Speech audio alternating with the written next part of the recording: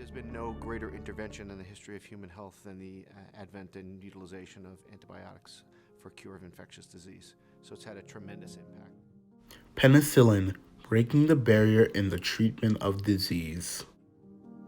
Before 1942, billions of people suffered and died from bacteria-borne illnesses.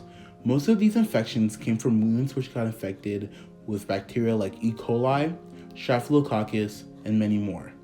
However, Alexander Fleming noted that the secretions of a mold killed surrounding bacteria. He isolated the said secretions, and then there, the first antibiotic, penicillin, was discovered. Followed by mass production, penicillin broke the barrier in the treatment of disease by curing previously untreatable bacterial infections. From this, alongside Howard Foley's and Ernest Chain's work in production, an uncountable amount of bacterial infections have been prevented and eliminated.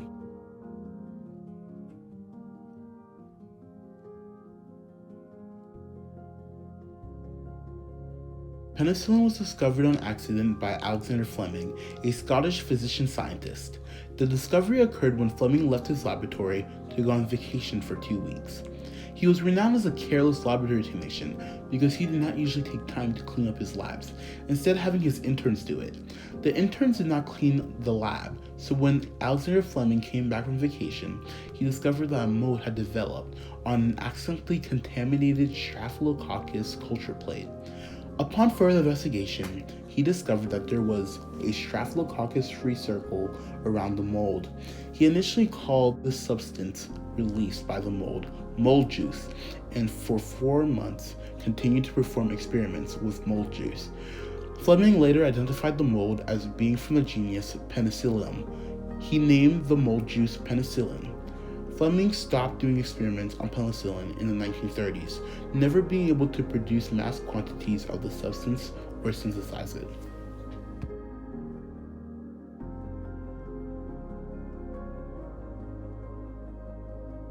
Howard Foley and Ernest Chain were researchers at Oxford University.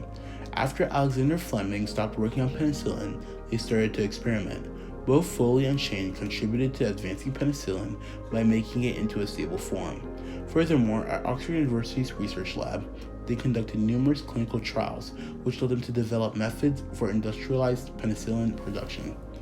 In February 1941, the first person to be treated with penicillin was an Oxford policeman who was exhibiting a serious bacterial infection with bright red fluid-filled abscesses throughout his body. Howard Foley and Ernest Chain administered penicillin to the police officer and saw a shocking improvement in his condition. However, they only had a meager supply of penicillin and soon ran out. The police officer's condition soon got worse, and he inevitably died a few weeks later.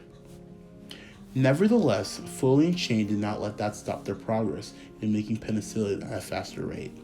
With the help of Charles Thom, the principal mycologist of the U.S. Department of Agriculture, they found a new strain, Penicillium triturgosum, which produced 6 times the amount of penicillin than the original strain that Alexander Fleming found. Another discovery was that they found that the fungus could ingest corn seep liquor, a byproduct of the production of cornstarch, which was readily available. The ingestion of corn seep liquor made the mold produce an exponentially greater amount of penicillin than was previously produced by conventional means.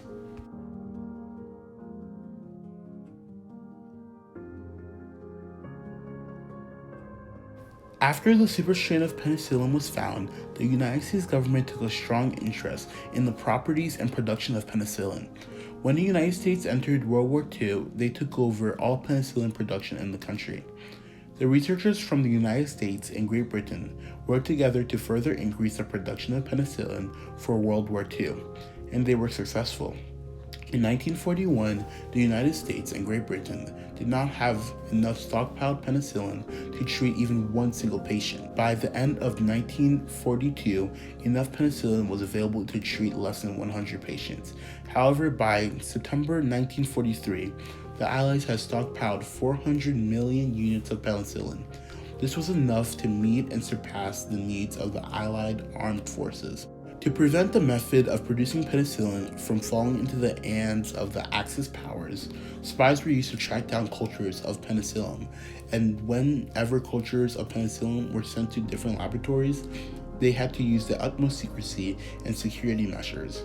The military leaders of the Allied forces feared that if penicillin got into the hands of the Axis powers, it could mean a severe disadvantage and possible extension of the war, meaning more casualties and much more money spent.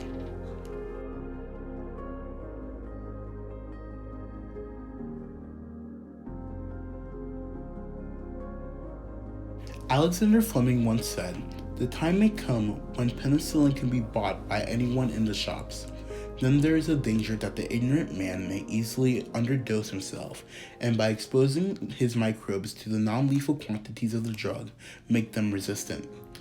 Fleming proved to be essentially right in his prediction. Doctors started to be more reckless in their prescribing of penicillin. Doctors gave patients the antibiotic, even though some patients had the capability to fight off non-threatening bacterial infections themselves. Additionally, patients who needed the antibiotic would take the prescribed penicillin until they felt better, but not finish the entire bottle. This led to some bacteria surviving. The bacteria that survived developed resistance to penicillin and started to multiply uncontrollably. The start of the antibiotic resistance to penicillin triggered the start of the antibiotic resistance bacteria epidemic we as humans face in the modern day. Nevertheless, penicillin is the most commonly prescribed antibiotic today, with hundreds of variants. It is used as a first treatment for bacterial-borne illnesses. According to the Centers for Disease Control and Prevention, in 2017, 18.8% of people in the United States were prescribed penicillin or one of its variants. The economic, military, and health benefit from penicillin cannot even start to be described.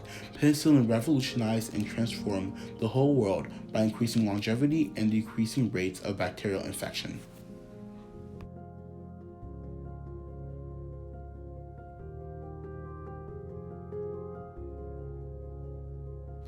Alexander Fleming once said, "One sometimes finds what one is not looking for." When I woke up just after dawn on September 28, 1928, I certainly did not plan to revolutionize all medicine by discovering the world's first antibiotic or bacteria killer, but I guess that was exactly what I did. When penicillin was discovered, it was by accident. However, it's considered by many as the best accident in history. Penicillin has saved millions, if not hundreds of millions of lives, and cured even more infections. The discovery and mass production of the first antibiotic, penicillin, revolutionized medicine and the way medical personnel treat disease. Penicillin, the world's first antibiotic, has undoubtedly broken the barrier in the treatment of disease. Thank you for watching.